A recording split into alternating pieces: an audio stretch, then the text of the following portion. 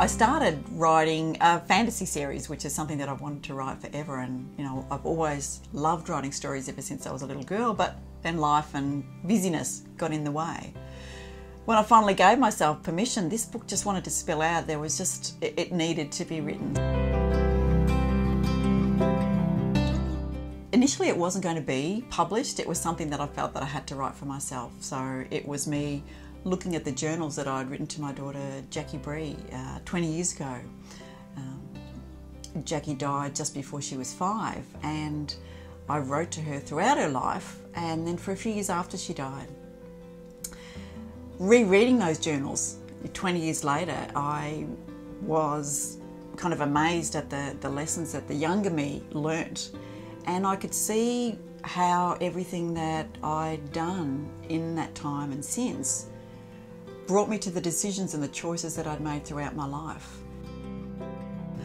I started with a kind of quiet desperation, and even though I had everything that looked like success from the outside, great job, great family, homes, cars, all those kind of things, there was that kind of quiet desperation that had built up to be this really, a real pain in my chest that I felt was just obviously something that as I got older, that's what it would be. But what I realised was that it was a kind of emptiness. And so the book traces in 4 parts. It talks about defining moments, the things that made me what I am, my childhood experiences, getting married, having my children, and then discovering that Jackie Bree had a severe brain injury and the changes that wrought. And then when she died, those moments of grief and beginning to drown in that kind of ocean of loss. Then it was, okay, there's got to be something better than this, 20 years still grieving, still looking at life through that filter and thinking there must be something better, and finally admitting to a couple of really good friends that I was not happy, that things were not, going as well as they looked from the outside, that from the inside there was this pain, there was this whatever, this kind of emptiness. And then the search really began. So how does it really feel to feel again? And we started to explore. We did some crazy things, but we also did some things and got in contact with some teachers and some mentors and some work that made a huge difference to my life. So learning to reconnect to the feminine through the work of a woman, fabulous friend that I call now, Rachel Jane Groover. Great mentors like, Brendan Burchard, Brené Brown.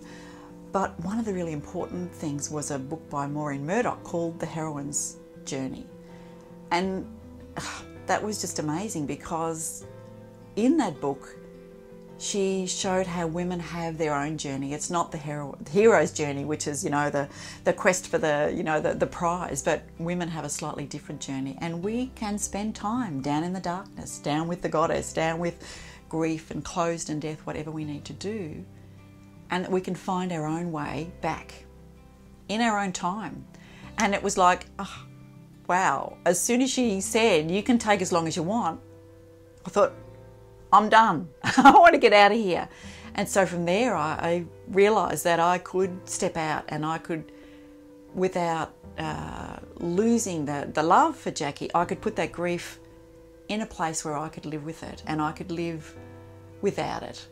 So that was the next part, and the final part of the book is, what now? Is learning to heal again, and some of the teachers and some of the lessons and some of the consciousness and curiosity and courage that I could look back on it and see. So my message to the readers is that your life belongs to you, that everything that you think, do, feel and believe matters, and that's what counts. What matters to you is what counts. So let other people's agendas just go, and think about your own agenda and get really conscious about how you'd like to live your life and who you'd like to be and what you believe.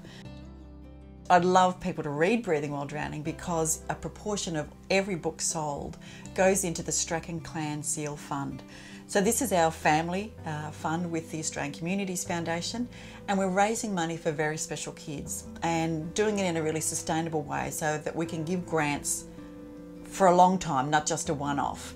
And Very Special Kids is a hospice for chronically and terminally ill children in Australia. And it's something that I believe is so important, that supports not only the child but the family and siblings of these really very special kids.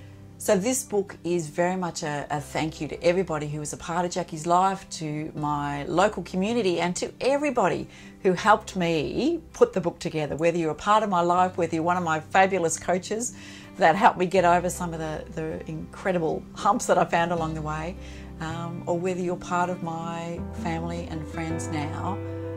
Thank you. I hope you enjoy reading the book.